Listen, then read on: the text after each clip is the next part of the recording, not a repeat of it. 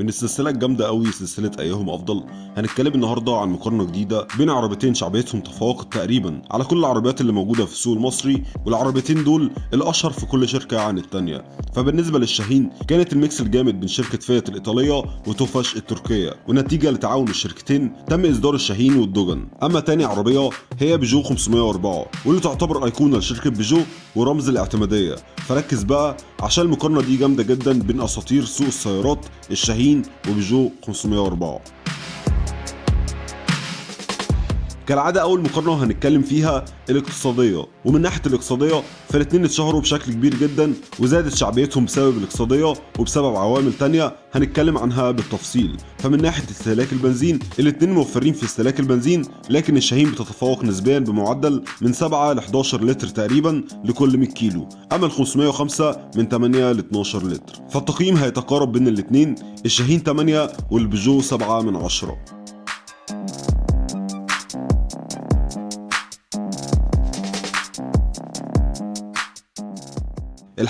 حجم الاتنين بيتقارب بشكل كبير وبيميلوا اكتر للعائليه، لكن كل عربيه من الاتنين بتتفوق عن التانيه في جزئيه معينه في نقطه الحجم. يعني الشاهين بتتفوق نسبيا في مساحات التخزين خاصه في الشنطه الخلفيه، وده بسبب الميل او القطمه اللي بتبقى في الجزء الخلفي من الشنطه في بيجو 504. اما بالنسبه لمساحه التخزين الداخليه فبتتفوق ال 504 بشكل واضح، عشان كده هي اقرب للراحه من الشاهين والدوجن بكل موديلاتها تقريبا. فبكده التقييم من رايي هيتساوى 8 من 10.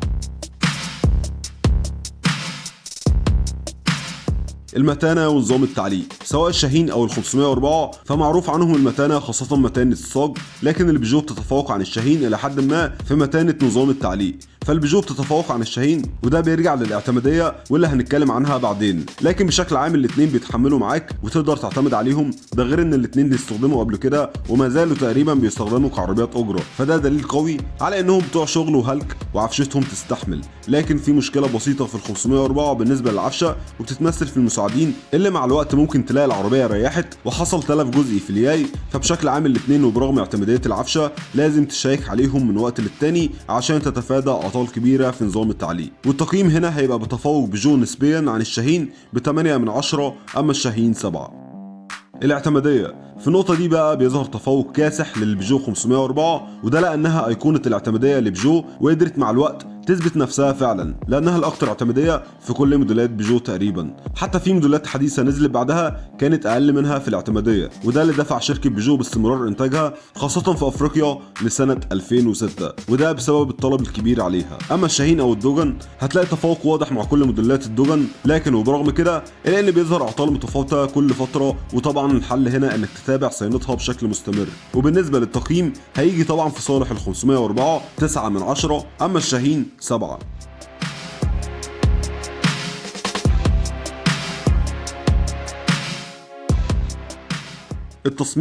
تصميم الاتنين للأسف ومن رأيي أسوأ حاجة فيهم، وده طبعا بيرجع لإصداراتهم القديمة وافتقاده للعصرية مع شكلهم التقليدي واللي ما بيقبلش تعديل ومش مناسب تماما للشباب، لكن ممكن يقبلوا تعديل تحت بند الكلاسيك وشكلهم طبعا يبقى أفضل. والتقييم هنا من رأيي هيبقى في الأرض 4 من 10.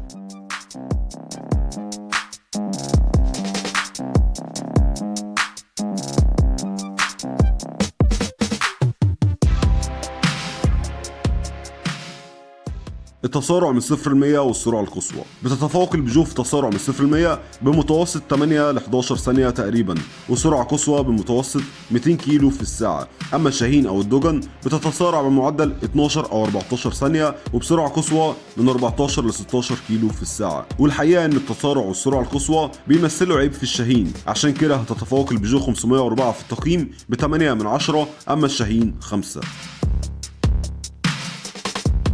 تجربة القيادة، لو رجعت الفيديو للبيجو 504 هتلاقيني بوصف لك مدى متعة القيادة للبيجو خاصة على الطرق السريعة، وده بسبب الاتزان القوي مع السرعات العالية. هتلاقي اتزان بشكل ممتاز وبتتفوق فيه ال 504 حتى على الموديلات الحديثة، لكن في مشكلة في العزل، فهتسمع صوت الموتور ودوشة كبيرة مع السرعة، فالعزل للأسف سيء. ومشكلة تانية هتلاقيها في الشوارع الضيقة وداخل المدينة خاصة مع النور والمطبات والشوارع اللي مش مرصوفة، هتحس كده بزلزال في العربية وانت ماشي بشكل مزعج جدا، وده وده بسبب نشوفيه ومتانه العفشه وعدم قدرتها على امتصاص عيوب الطريق، ده غير ان الدركسيون تقيل وطبعا مش باور، فهتلاقي صعوبه في التوجيه. على الجانب التاني بقى الشاهين او الدوجن، ومن اسوأ عيوبهم افتقادهم للاتزان مع السرعات العاليه على الطرق السريعه، ونفس مشكله العزل اللي هتلاقيها في بيجو 504 هتلاقيها برضه في الشاهين، خاصة صوت الموتور العالي كل ما تزود سرعة. أما في الطرق داخل المدينة ونقر المطبات فبتتميز الشاهين إلى حد ما عن البيجو في التوجيه وامتصاص عيوب الطريق بشكل أفضل، لكن برغم تفوقها عن البيجو إلا إن التعامل مع نقر المطبات مش ميزة فيها، بالعكس ده عيب من عيوبها وبرضه بسبب نشوفية العفشة. نيجي بقى للتقييم، وبرغم تفوق الشاهين في الطرق الضيقة وتوجيه مع الدركسيون إلا إني شايف إن الأهم هو تجربة القيادة على الطرق السريعة والاتزان، فالتقييم من رأيي البيجو 7 والشاهين 4 من 10.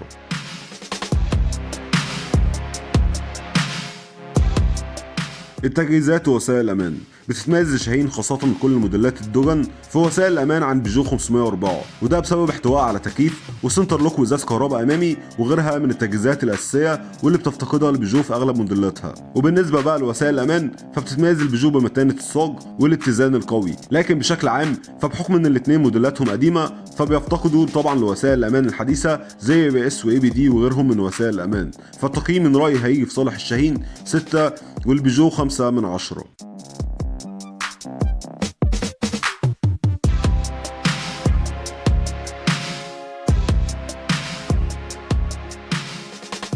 قطع الغيار والصيانة، الاتنين بيتميزوا بوفر قطع الغيار، لكن الأفضلية للشاهين واللي قطع غيارها بتتوفر بشكل أكبر نسبيا من البيجو، ده غير إن أسعارها أقل. أما الصيانة فبرضه الاتنين صيانتهم سهلة ومش معقدة، لكن البيجو ممكن في بعض الأعطال تحتاج لصنايعي مختص، عشان كده التقييم هيجي في صالح الشاهين 8 من 10 والبيجو 6. السعر، عايز اقول لك ان الاتنين سعرهم زي الزفت ومبالغ فيه، لكن طبعا ده بسبب العشوائيه في السوق المصري، وبرغم كده الا ان الاتنين مناسبين للفئه الاقتصاديه المتوسطه، لكن بشكل عام هتلاقي ان سعر البيجو في بعض الموديلات اغلى من الشاهين والعكس، يعني موديلات الشاهين خاصه الدوجن هتلاقيها اغلى، وفي اوقات هتلاقي ناس بتطلب فيها ارقام غريبه، عشان كده من رايي التقييم هتساوى 5 من 10.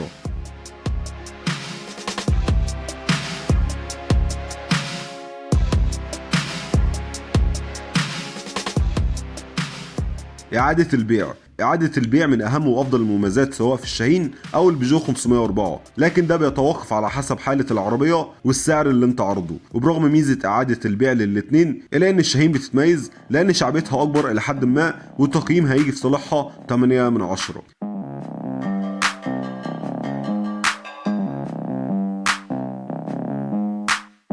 مع نهاية الفيديو ومن رأيي المتواضع أنا شايف إنك لو هتختار واحدة من الاتنين يبقى طبعا خليك في البيجو 504 واستبعد الشاهين، وده لأن البيجو اعتمادية بشكل كبير جدا وتتحمل معاك خاصة في المسافات والسفر، ده غير إن أعطالها أقل. لكن ركز كويس وأنت بتشتري ال 504 تشتري بالسعر العادل مش سعر مبالغ فيه زي ما بنسمع أرقام غريبة دلوقتي. ده كان فيديو أيهما أفضل، ما تنساش اللايك والسبسكرايب. سلام يا وحش.